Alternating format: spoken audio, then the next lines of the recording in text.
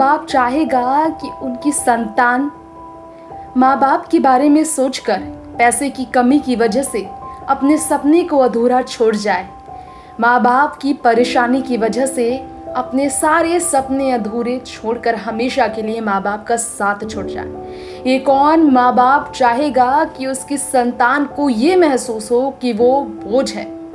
लेकिन ऐसा महसूस हुआ है भारत देश की एक बेटी को, जो तेलंगाना से राजधानी दिल्ली का सफर करने के साथ तमाम उम्मीद लेकर आई। उम्मीदों के परिंदे उड़ाने के लिए राजधानी दिल्ली में दिल्ली यूनिवर्सिटी के मशहूर विश्वविद्यालय यानी कि लेडी श्री राम कॉलेज में आई। और इस कॉलेज में आने के बाद उन्होंने मैथमेटिक्स स्टूडेंट के तौर पर पढ़ाई शुरू की। उस प्यारी सी गुड़िया ने अपने माँ बाप का साथ छोड़ दिया है। इसकी वजह से आज पूरा हिंदुस्तान दुखी है।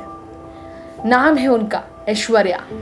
उस प्यारी सी गुड़िया का नाम ऐश्वर्या है, जिसने अपनी जिंदगी को अलविदा कहते वक्त आखिरी खत में तकलीफ जाहिर की है। उन्होंने बताया है कि मेरे इस हालात का कारण मैं खुद हूँ, कोई और नहीं है। सपने थे खूब पढ़ाई करने के, आगे बढ़ने के, माँ बाप के नाम को रोशन करने के, लेकिन माफ़ी मांगते हुए उस बेटी ने कहा, मुझे माफ़ कर दो माँ पापा, मैं अच्छी बेटी नहीं बन सकी। क्यों आखिर ऐश्वर्या ने कहा ऐसा? क्यों ऐश्वर्या ने इतना दर्द भरा कदम उठाया? आपको बता दें, मैथमेटिक्स स्टूडेंट ऐश्वर्या जो कि 12th पास आउट थी, 98% मार्क्स लाने के बाद उन्होंने 12th पास आउट होने के बाद दिल्ली यूनिवर्सिटी में एडमिशन कराया। सपनों की उड़ान भरने के लिए, बड़े सपनों को हौसले के साथ पढ़ देने के लिए कर्ज लेकर वो यहाँ पढ़ने आई।